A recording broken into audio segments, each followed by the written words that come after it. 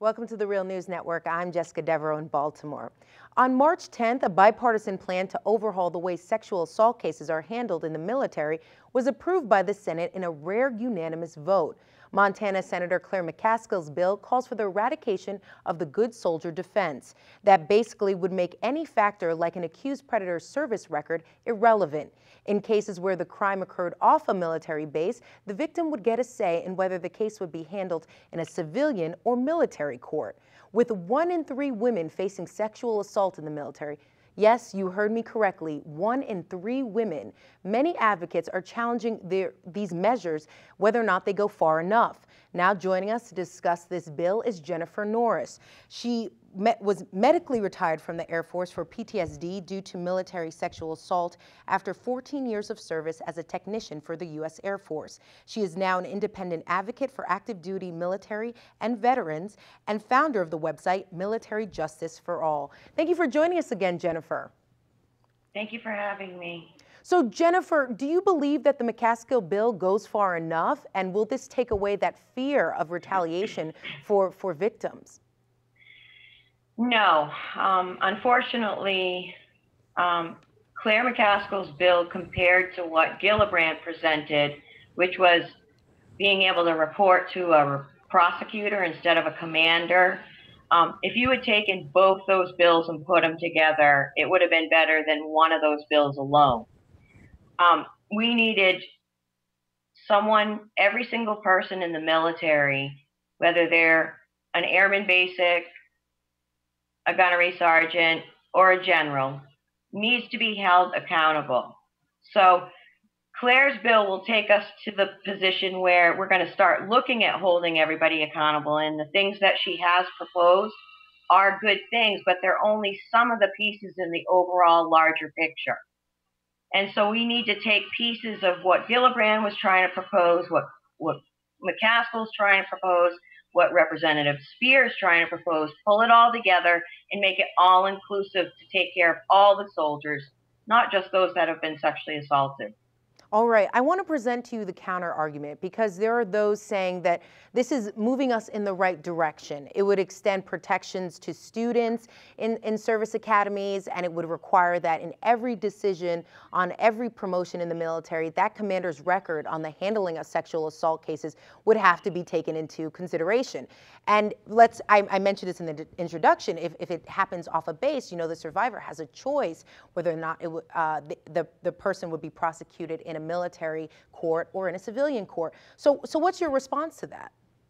Well, I think those are really good ideas in theory, but what we're seeing in practice is that although they might say that the victim would have a chance to present or to report to either civilian or military authorities, what we see is that military authorities will come in afterwards and try and take jurisdiction of those cases somehow, only for it to end up in the military and not really go anywhere aside from the service member getting kicked out. And that's what we're trying to provide checks and balances for, is when these people make these decisions, why are they making them, and how does it benefit the service member and the service in general? So, I mean, we just keep finding loophole after loophole of the checks and balances they appear to be setting up. And what we want is for an outside entity that they have to be, you know, basically accountable to if they make decisions that harm the soldier further. That earlier you mentioned Senator Kirsten Gillibrand's bill, senator from New York. Her bill really came on the House floor last Friday, and it was defeated. But in Kirsten Gillibrand's bill, it takes that sort of chain of command authority that is set in the military right now to deal with cases, and it puts it in the hands of civilian courts. Can you speak to specifically what are the differences between her bill as well as Senator McCaskill's bill? And are you an advocate for that? Should we be looking at prosecuting people in civilian courts? Yes, I do believe that we should be prosecuting people in civilian courts, because it's all connected with our society. All these military members are embedded within our own communities, and it's a societal problem, not just a military problem. Neither of these bills goes far enough to address all the issues that we've learned about over the past, especially 3 years since people have been coming forward. Gillibrand's bill was looking at giving the survivor or the victim of the crime a safe place to report other than their commander or their chain of command. Because out of the 26,300 cases of military sexual assault, not including sexual harassment, only 3,300 of those actually reported. And the reason that the rest of them didn't report was because of fear of retaliation. So Kirsten Gillibrand was trying to address the reporting issue so we could at least get it that far. But unfortunately, reporting to a military prosecutor to a service member that's already been betrayed by a commander or someone else within the ranks is no safer to them than reporting to a commander is. That prosecutor who's in the military has had the history of actually assisting commanders with burying cases or deciding not to go forward with a case because they didn't have enough evidence or it wasn't enough of a priority. We need a justice system that makes all these crimes a top priority and let the military stick to the warfighting capabilities. Now, McCaskill's bill, on the other hand, is starting to address some of the checks and balances that need to be put in place, but we believe as service members, until these generals and officers and brass are held accountable to the same standards as they treat their enlisted, that we're not going to get anywhere. We need people to start thinking about those that were raped, those that were killed, those that were hazed and ended up committing suicide. We need to put the victims first because it's impacting our entire military force.